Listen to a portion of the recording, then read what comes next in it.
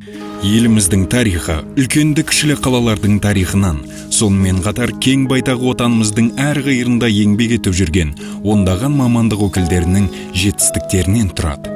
Ел тәуелсіздігінің 30 жылдығы, 17 аймақ, бірін-бірі қайталамайтын 17 түрлі тарих. Қазақстан сан қырлы болғанмен бір бүтін ел. Менің атым Бәкір, археолог болып жұмыс істеймін. Жасымда біразға келіп қалды, өмір бойы Түркістан облысында тұрып, жұмыс істеп келемін. Облысымыз жақында ғана құрылды ғой. Соған қарамастан Қазақстанның ең жас облысының тарихы тереңде.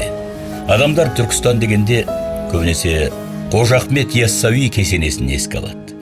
Өйткені ол ұзақ жылдар бойы төл теңгемізде бейнеленіп келді. Ұлы Жібек жолы біздің облыс аумағы арқылы өтті. Кезінде мұнда ежелгі қалалар мен астана болған, сондықтан оны сақтай білу керек.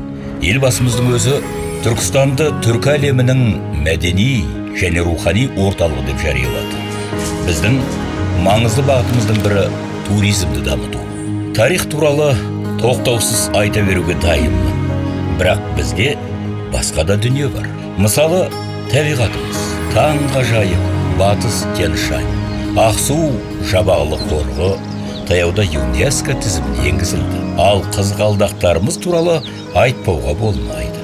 Ақсу жабағылы аймағындағы ғалымдардың пайымдауынша, қазіргі қызғалдақтар осы грек қызғалдағынан тараған. Сондықтан қазіргі Голландияда өсетін қызғалдақтар кезінде киелі Түркістан жерінде көкте өскен. Облыс тұрғындарының көбі ауылдық жерлерде тұрады. Халық адал еңбек етіп, елімізді сапалы өніммен қамтамасыз етіп отыр. Балалы үй базар деген.